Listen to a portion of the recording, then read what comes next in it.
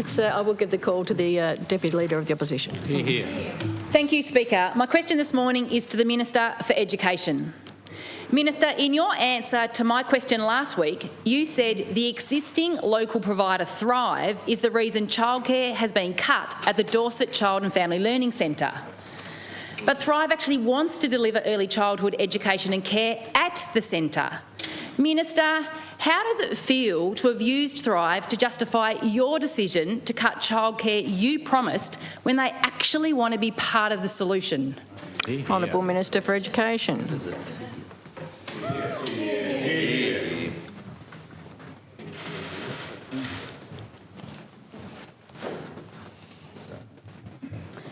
Thank you very much, Honourable Speaker, and I thank the member for the question.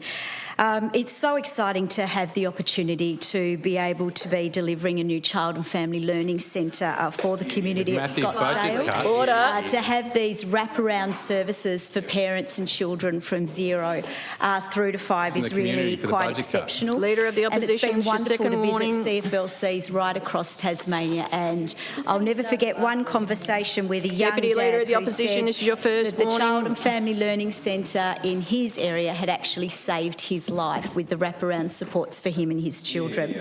Now, the new Dorset Child and Family Learning Centre concept was designed, the concept design was actually based on advice from the Department for Education, Children and Young People. Bradley, this is your that third the local warning. enabling group found the early childhood education and care space was not needed in the near future. Now, that advice came to me after 7 weeks of thorough public consultation and also after engagement with the local enabling group. My office has since had a number of constructive conversations with community members. I've also spoken personally with the Dorset Mayor, Rhys Beattie, and my office has also had conversations with the State CEO of Thrive. And based on those conversations, there does seem to be a disconnect between the advice that's been received by me from the department based on that community consultation. Deputy Leader of the Opposition, this is your second warning. With the local enabling group. And so what I've done is I've asked the department to go back and review the information and the advice that they've given to me. I've asked them to meet with the community again, to engage again with the local enabling group, which they do on a very regular basis, and come back to me with further advice. Supplementary question. Supplementary.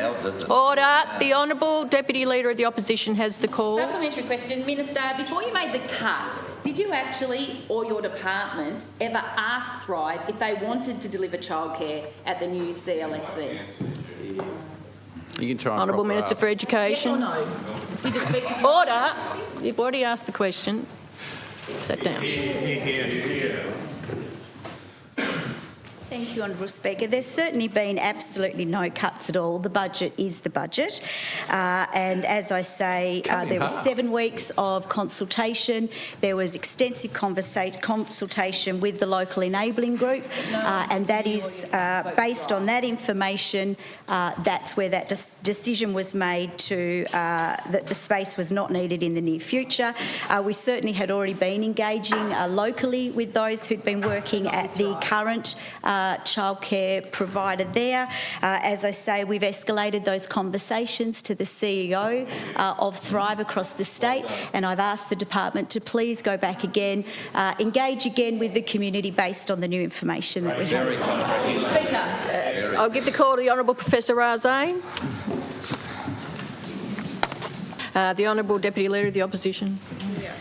Thank you, Speaker. My question again this morning is to the Minister for Education. Minister, last week you told this House that the community said it didn't need childcare at the Dorset Child and Family Learning Centre. Now it feels like you're throwing the department under the bus.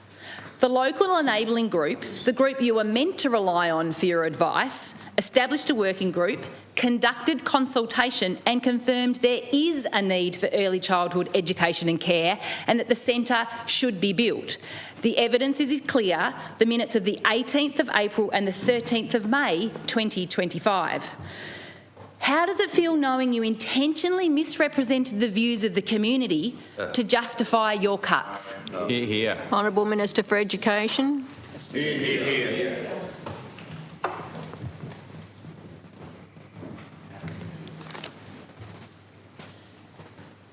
Thank you very much, Honourable Speaker, and I thank the member for the question. Please do not verbal me. You are making some absolutely ridiculous statements on that side of the House. Let me be very, very clear. This is how it works.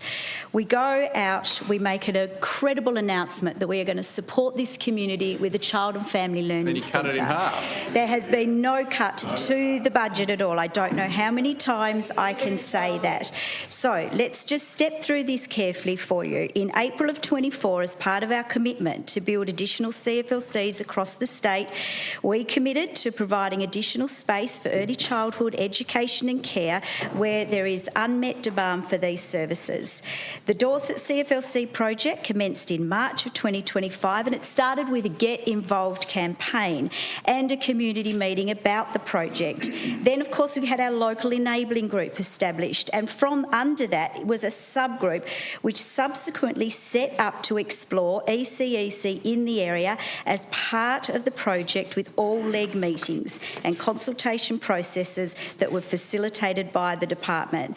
Now, I was advised that the Dorset CFLC leg assessed the need to provide long day care and recommended that while there was not a need in the near term, the new CFLC should include additional space Deputy to enable Leader of partnering the with an Opposition. ECEC service provider in the future if required. So this is how it works. The department consults. This is My your office third warning, consults. Deputy Leader I of the talk to Opposition. people. This is actually how this works. You talk to the community. So I have taken advice from the department based on 7 weeks of public consultation, based on engagement with the leg, based on engagement with the subgroup under the leg, which is involving the ECEC, of which Thrive is actually a member, and I have already said that I have instructed stop the clock, department. please. There is a number of members of the opposition that are on third warnings. A few are on second warnings. So there's 2 people who, if you make another interjection today, I will suspend you from the House. So you've asked a question. I ask that the minister be heard. If you're not interested in her response, we will move on to another question. So this is your last warning to a number of you today. Honourable Minister for Education has the call. Thank you very much, Honourable Speaker. As I was saying, you know, when you're in negotiations and when you're putting together such a wonderful capital investment as we are with our Child and Family Learning Centre, there's a lot of discussions that are had, consultations that are had, and we work through that. As I say, my office held recent conversations with stakeholders and with community members, which raised further feedback. Certainly one of those issues was around workforce capacity, and we know that that's an issue that's confronting childcare providers right across Australia, and Tasmania's not immune to that. So we've also been having discussions about how do we uplift the workforce capacity in the Dorset area. And so in light of those conversations, I have instructed the department to review information and to provide updated advice on this matter, and I've been advised that the department is already acting upon my request. Thank you. Supplementary. You can ask the supplementary. She's returning to her seat. Honourable Deputy Leader of the Opposition, you can ask the supplementary. Question to the Minister for Education. Information as well. There are current members of the community doing the trading to be able to deliver childcare in the community. But are you, Minister, doubling down on your answer from last week and blaming the League for your decision to make cuts? Honourable Minister for Education.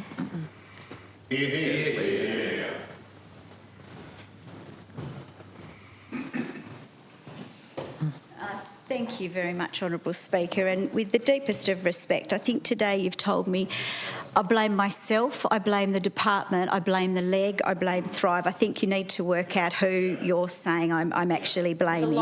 Stop the clock. Order. Understanding Order 149, I'm suspending the Honourable Deputy Leader of the Opposition until after MPI.